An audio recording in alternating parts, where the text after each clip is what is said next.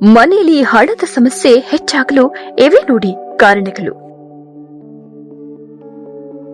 ನಮಸ್ಕಾರ ಸ್ನೇಹಿತರೆ, ನಾವೆಲ್ಲ ಲೈಫ್ ನಲ್ಲಿ ಒಂದು ಸಲನಾದ್ರೂ ಈ ಪ್ರಶ್ನೆ ಕೇಳ್ಕೊಂಡಿರ್ತೇವೆ. ಯಾಕಪ್ಪ ಇಷ್ಟೊಂದು ಕಷ್ಟಪಟ್ಟು ದುಡಿತೀವಿ, ಆದ್ರೂ ಕೈಯಲ್ಲಿ ಕಾಸು ನಿಲ್ತಿಲ್ಲ ಅಂತ. ಹಗಲಿರುಳು ಕಷ್ಟಪಟ್ಟರು ಕೆಲವರಿಗೆ ಶ್ರಮಕ್ಕೆ ತಕ್ಕ ಫಲ ಸಿಗೋದೇ ಇಲ್ಲ. ಯಾಕೆ ಗೊತ್ತಾ? ನಿಮಗೆ ಗೊತ್ತಿಲ್ಲದಂತೆ ನೀವು ಮಾಡೋ ಸಣ್ಣ ಸಣ್ಣ ತಪ್ಪುಗಳು ನಿಮ್ಮ ಮನೆಯ ವಾಸ್ತು ಅಥವಾ ವಾತಾವರಣ ನಿಮ್ಮ ಯಶಸ್ಸಿಗೆ ಅಡ್ಡಗಾಲು ಹಾಕ್ತಿರ್ಬೋದು. ಲಕ್ಷ್ಮೀ ದೇವಿಯ ಅನುಗ್ರಹ ನಿಮ್ಮ ಮೇಲೆ ಇರಬೇಕು ಅಂದ್ರೆ ನೀವು ಕೆಲವು ವಿಷಯಗಳನ್ನ ಗಮನಿಸಲೇಬೇಕು. ಇವತ್ತಿನ ವಿಡಿಯೋದಲ್ಲಿ ಮನೆಯಲ್ಲಿ ಹಣದ ಸಮಸ್ಯೆ ಹೆಚ್ಚಾಗಲು ಕಾರಣಗಳೇನು ಮತ್ತು ಅದಕ್ಕೆ ಸರಳ ಪರಿಹಾರಗಳೇನು ಅನ್ನೋದನ್ನ ನೋಡೋಣ. ವಿಡಿಯೋನ ಪೂರ್ತಿ ನೋಡಿ, ಯಾಕಂದ್ರೆ ಇದರಲ್ಲಿರೋ ಒಂದೊಂದು ಪಾಯಿಂಟ್ ಕೂಡ ನಿಮ್ಮ ಲೈಫ್ ಚೇಂಜ್ ಮಾಡಬಹುದೇನೋ. ಪಾಯಿಂಟ್ ನಂಬರ್ 1, ಲಕ್ಷ್ಮೀ ಗಣೇಶನ ವಿಗ್ರಹ. ಮೊದಲನೆಯದಾಗಿ ನಿಮ್ಮ ಮನೆಯ ಎಂಟ್ರೆನ್ಸ್ ಅಥವಾ ಮುಖ್ಯ ದ್ವಾರದ ಬಗ್ಗೆ ಮಾತನಾಡೋಣ.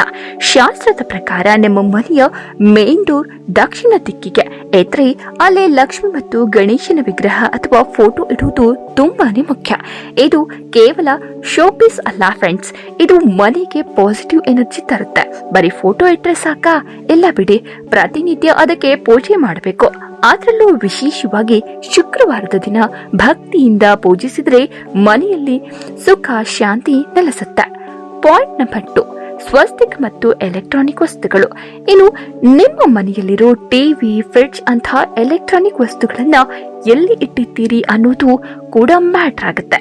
ಇವುಗಳ ಮುಖ ಉತ್ತರ ಅಥವಾ ಪೂರ್ವಕ್ಕೆ ಇರೋ ತರ ನೋಡ್ಕೊಳ್ಳಿ. ಹೇಗೆ ಮಾಡೋದ್ರಿಂದ ನಮ್ಮ ಇನ್ಕಮ್ ಸೋರ್ಸ್ ಅಥವಾ ಆದಾಯದ ಹಾದಿಗಳು ಹೆಚ್ಚಾಗುತ್ತೆ ಅಂತ ಶಾಸ್ತ್ರ ಹೇಳುತ್ತೆ. ಮತ್ತೊಂದು ಇಂಟ್ರೆಸ್ಟಿಂಗ್ ಟಿಪ್ಸ್ ಅಂದ್ರೆ ಮನೆಯ ಬಾಗಿಲು ಮತ್ತು ಕಿಟಕಿಗಳಿಗೆ ಸ್ವಲ್ಪ ಸಾಸಿವೆ ಎಣ್ಣೆ ಹಚ್ಚಿ ಅದರ ಮೇಲೆ ಸ್ವಸ್ತಿಕ ಚಿಹ್ನೆಯನ್ನ ಹಾಕಿ. ಇದು ಕೆಟ್ಟ ದೃಷ್ಟಿಯನ್ನ ತಡೆಯುತ್ತೆ ಮತ್ತು ಲಕ್ಷ್ಮೀ ದೇವಿಯನ್ನ ನಿಮ್ಮ ಮನೆಗೆ ಆಕರ್ಷಿಸುತ್ತೆ. ಪಾಯಿಂಟ್ ನಂಬರ್ 3, ಮನೆಯ ಮುಂದಿನ ಹೊಂಡ ಮತ್ತು ನೀರಿನ ಸೋರಿಕೆ. ಫ್ರೆಂಡ್ಸ್, ನೀವು ಗಮನಿಸಬಹುದು, ಕೆಲವರ ಮನೆ ಮುಂದೆ ಹೊಂಡ ಇರುತ್ತೆ ಅಥವಾ ಉತ್ತರ ದಿಕ್ಕಿನಲ್ಲಿ ತಗ್ಗು ಇರುತ್ತೆ.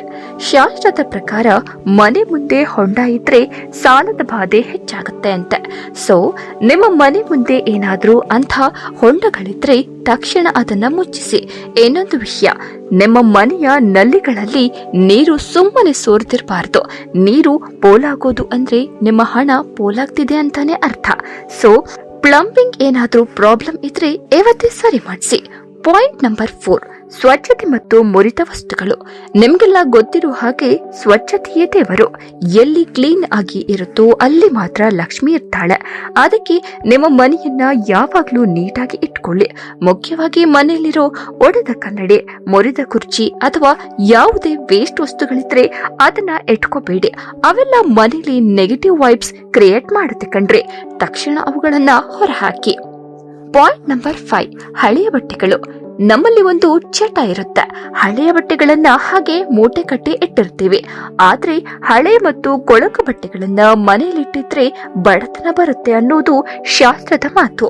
ಈ ಬಟ್ಟೆಗಳನ್ನ ಮನೆಯಲ್ಲಿ ಇಟ್ಟುಕೊಳ್ಳುವ ಬದಲು ಯಾರಿಗಾದ್ರೂ ಬಡವರಿಗೆ ಅಥವಾ ಅವಶ್ಯಕತೆ ಇರುವವರಿಗೆ ದಾನ ಮಾಡಿ. ಇದರಿಂದ ನಿಮಗೆ ಪುಣ್ಯ ಸಿಗುತ್ತೆ, ಮನೆಯಿಂದ ದಾರಿದ್ರ್ಯ ಕೂಡ ದೂರ ಆಗುತ್ತೆ.